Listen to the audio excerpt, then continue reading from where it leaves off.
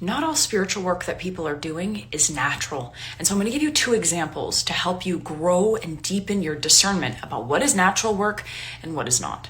So my client says to me, I had my friend over, she was staying in my guest room, and she cleared 101 spirits from my room. Now, also important thing to note, she's in the Sovereign Healer. She uses the Sovereign Healer cleansing protocols.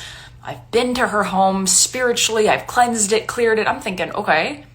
So then I asked her these 2 questions. The first question was, has there been any indication that I don't know about that there have been potential nefarious activities spiritually that have been happening in your home? And her answer was no.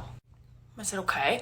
My second question is, has there been a flow of energy in your home? Have you noticed that it's denser in other rooms? Something feels off, something feels foreign, it doesn't feel right, or does it feel like there's flow? And she says, well, yeah, it feels like there's flow. So if there's no indication that anything needed to be cleared, and there seems to be a flow of energy in this space, what exactly was this person doing? This is an example of something unnatural. There was no reason to actually perform that work. It was not natural timing. So now it begs the question of accuracy. You see what I mean? Example 2. So we had an amazing psychic medium that was joining us at the last Great Merge.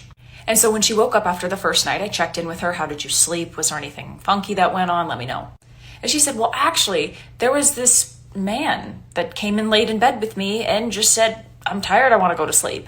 And so, of course, my red flags went up. I said, why is there this invasive spirit that's in this space that's trying to lay with you? But she was like, I wasn't getting any nefarious vibes about it. I honestly just felt like the spirit wanted to lay down. And so I said, okay, let me tune in here. Let me prep my channel, open things up and see what's going on here. And that's exactly what I got. I got that this is a part of being a medium and that there was a spirit who was there and it was not causing her any sort of invasion because she's, a veteran at this. And so we said, okay, well, leave it. If we need to address it, we will. But for now, if it's not bothering you, it's not bothering me, it's not bothering us, we're good. So this is an example of something natural. She wasn't invoking it, it just naturally came to her because that's what she does as a medium. And it wasn't intrusive, so it was safe. If it wants to hang out, it's all good in the hood.